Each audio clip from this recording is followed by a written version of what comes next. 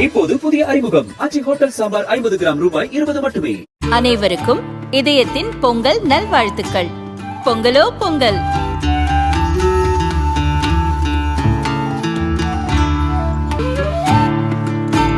அனைவருக்கும் இதயம் மந்த்ராவின் பொங்கல் தின நல்வாழ்த்துக்கள். பொங்கலோ பொங்கல். லயன் காஷ்மீர் ஹனி, அழகும் வாசனையும் கமழும் காஷ்மீர் லயன் காஷ்மீர் ஹனி. அசல் தேன் அசந்தேன். பாரதிய ஜனதாவின் புதிய தேசிய தலைவராக 20ஆம் தேதி பீகாரைச் சேர்ந்த நிதின் நவீன் முறைப்படி தேர்வு செய்யப்பட்டார். நிதின் நவீன் ஜி ஆகே படோ, நிதின் நவீன் ஜி ஆகே படோ. பாரதிய ஜனதா பார்ட்டி ஜிந்தாபாத். முன்னதாக அவரை செயல் தலைவராக பாரதிய ஜனதா அறிவித்திருந்தது. அந்த அறிவிப்பு வரும் வரை பீகாருக்கு வெளியே இருக்கும் பாரதிய ஜனதாவினருக்கு கூட நிதின் நவீன் யார் என்று தெரியாது.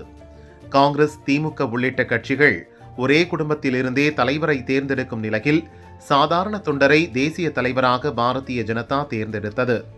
பிரதமர் மோடியே கட்சியில் இனி என் பாஸ் நிதின் நவீன் என்கிறார். வேறு கட்சியில் இது சாத்தியமா என்று சோசியல் மீடியாவில் பாரதிய ஜனதாவினர் கர்வமுடன் வாதிட்டு வருகின்றனர்.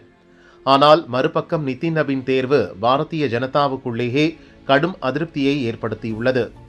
அவரை தேர்வு செய்தது பிரதமர் மோடி என்பதால் வெளிக்காட்டிக் கொள்ளாமல் மனதுக்குள் புழுங்கிக் கொண்டிருப்பதாக பாரதிய ஜனதாவினர் கூறுகின்றனர். இது தொடர்பாக பாரதிய ஜனதா தலைவர் ஒருவர் கூறியது, பாரதிய ஜனதாவில் ஜாதி, மொழி, வயது வித்தியாசமின்றி யார் வேண்டுமானாலும் முதல்வர், தேசிய தலைவர், பிரதமர் உள்ளிட்ட எந்த பதவிக்கும் வரலாம்.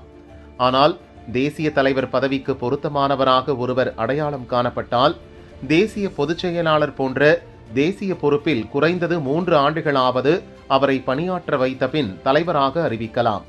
அப்போதுதான் அவருக்கும் அனுபவம் கிடைக்கும். இந்த நடைமுறைதான் பாரதிய ஜனதாவில் இருந்து வந்தது. தேசிய பொதுச் செயலாளராகி உத்தரப்பிரதேச தேர்தலில் வெற்றியை தந்த பின் தான் அமித்ஷா தலைவரானார். நட்டா நீண்ட காலம் தேசிய பொறுப்பில் இருந்தவர். தலைவராக இருந்த தமிழகத்தைச் சேர்ந்த ஜனா கிருஷ்ணமூர்த்தி கூட நீண்ட காலம் தேசிய துணைத் தலைவராக இருந்தவர்.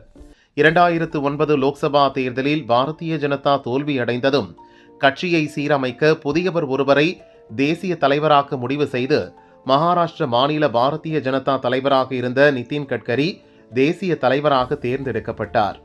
அப்போது கட்சிக்குள் நீண்ட விவாதம் நடத்தப்பட்டு அவரது பெயர் இறுதி செய்யப்பட்டது. இப்போது பீகார் அமைச்சராக இருந்த நிதின் நவீன் திடீரென தலைவராக அறிவிக்கப்பட்டார். அவருக்கு தேசிய அரசியலில் அனுபவம் இல்லை. கட்சிக்காக உழைத்த திறனுள்ள பல தலைவர்கள் இருக்கின்றனர். அவர்களில் ஒருவரை தலைவர் பதவிக்கு பரிசீலித்திருக்கலாம். நிதின் நவீன் தான் வேண்டுமென்றால் 2024 லோக்சபா தேர்தல் முடிந்த உடனேயே அவரை தேசிய பொதுச் செயலாளராக நியமித்திருக்கலாம். இப்படி ஒரு சிலர் மட்டும் முடிவு செய்து தேசிய தலைவரை அறிவிப்பதால் கட்சிக்காக உழைப்பவர்கள் என்ன உழைத்தாலும் பலனில்லை என நம்பிக்கை இழக்கின்றனர். இதை வெளியே சொல்ல முடியாமல் உள்ளுக்குள்ளேயே புழுங்கிக் கொண்டிருக்கின்றனர். இது கட்சியின் எதிர்காலத்துக்கு நல்லதல்ல என்று அவர் கூறினார்.